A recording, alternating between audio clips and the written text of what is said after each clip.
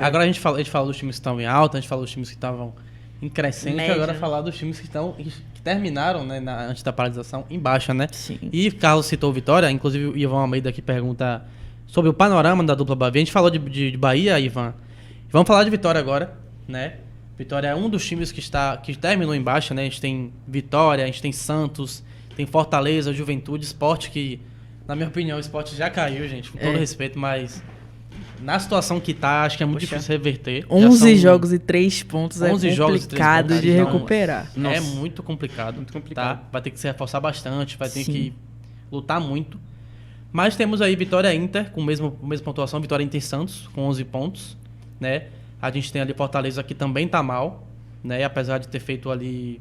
Também não fez uma boa Libertadores, né? Como vinha fazendo de costume. Apesar de ter se classificado e etc. Mas, assim...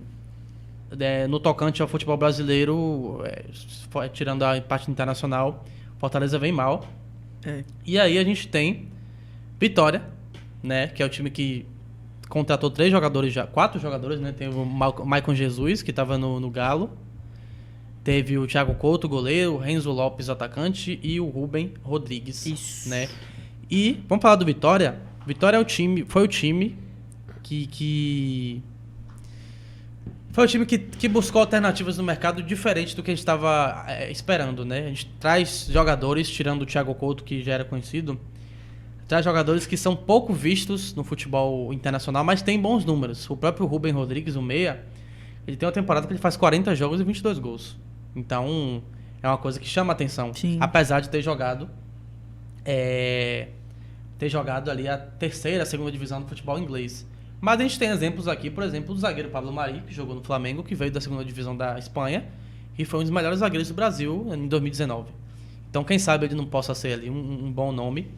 E partindo dessa linha, o Vitória, eu apurei que o Vitória também chegou a contratar, né, o atacante André Clóvis, que eu não vou lembrar o time agora, eu posso até pesquisar aqui, fazer uma pesquisa rápida, mas ele é um atacante que jogava, eu acho que no futebol inglês, no Acadêmico, né, salvo engano, acho que é de Portugal, e faz boas temporadas também, né, um atacante que tem temporada de 43 jogos e 31 gols, né, mas o Vitória tem buscado esses nomes que fogem um pouco do conhecimento da galera, mas que trazem bons números. Talvez, né, dentre esses clubes que estão brigando ali para não cair, vamos dizer assim, é o time que traz um repertório mais interessante, né? Sim. Porque o Thiago Carpini já mostrou ano passado que consegue se safar de algumas situações, mostrou com um elenco bem limitado que pode alterar a sua formação tática, né? A gente viu o Vitória ano passado com 3 zagueiros,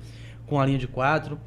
Enfim, dentre os times que estão aqui, talvez seja o que tem chamado mais atenção, não é porque a gente é da Bahia, que a gente tá puxando sardinha nem nada, mas é porque, de fato, o Vitória tem trazido jogadores com bons números, sabe? Então eu queria saber de vocês se, de fato, entre Santos, Fortaleza e Inter, é o time que pode crescer ali, pode se beneficiar com essa pausa, para quem sabe escapar dessa situação incômoda, né, Carlos? Você trouxe bem, o Vitória tem buscado um mercado alternativo, né? Um futebol de ligas alternativas, assim, né? Jogadores, o próprio Renzo Lopes, o Rubem Rodrigues, né? São jogadores que a gente sabe que acabam se destacando nessas ligas.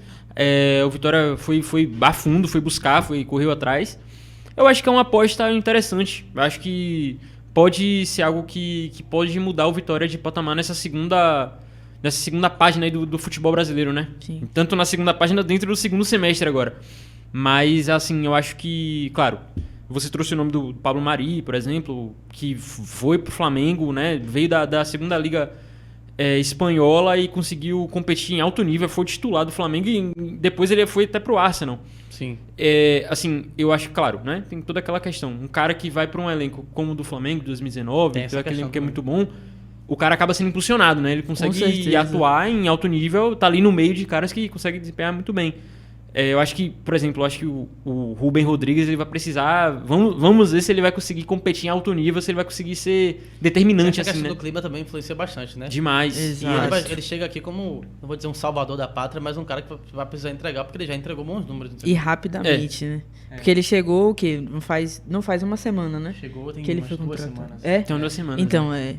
Mas Então isso. é isso. Acho que o Vitória talvez é o que tenha mais interessado nessa questão do mercado, mas a gente precisa ver também, é uma incógnita. Sim. Mas a não, gente já viu, por exemplo, o Thiago Carpini sair de situações incômodas como essa. E pode dar certo, entendeu? Perfeito. Apesar de que eu ainda acho que o Vitória precisa de mais reforços, né, Carlos? Porque um monte de gente foi embora. O Wellington Rato foi embora, foi anunciado hoje que ele foi pro Goiás, empréstimo.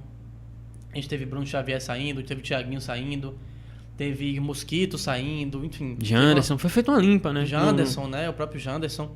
E eu queria saber se de fato o Vitória precisa entrar mais no mercado para poder sair dessa situação incômoda, ou se com essa galera que chegou dá para fazer alguma coisinha já. Como é que tá a sua expectativa pro Leão aí, para essa retomada?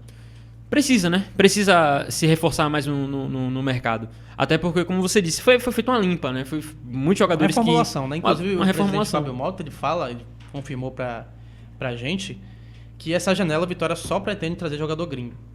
Não sei Sim. se ele falou, se ele blefou, se ele falou sério, mas a proposta do Vitória é mais esse mercado sul-americano, que é uma coisa que a torcida reclamou bastante ano passado, porque o Vitória mapeava muitos jogadores, vamos dizer assim, renegados em clubes brasileiros.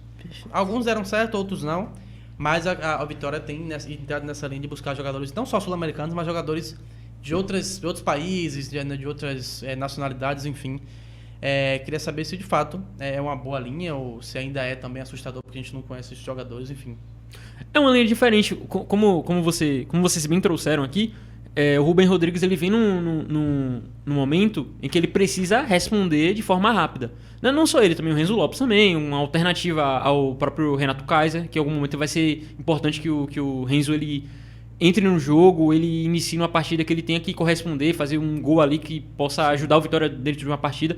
Ele vai precisar corresponder de forma rápida. Quem vier vai ter que responder de forma rápida, né? Vai ter que resolver. Né? Eu acho que, sobretudo, o que o Vitória mais precisa, né? Ele falou sobre jogador gringo e tudo mais. O Vitória precisa de jogadores que sejam comprometidos com o projeto, Exato. mais do que tudo. Agora, eu acho que as grandes contratações do Vitória nessa pausa, né, foram apostas, né, querendo ou não. Tipo assim, a gente não sabe muito sobre são o futebol apostas. dessas pessoas, desses Isso preocupa jogadores. muito também. Exatamente, porque a partir do desempenho do Vitória no Brasileirão até então, o que o Vitória aparenta precisar não são promessas, né?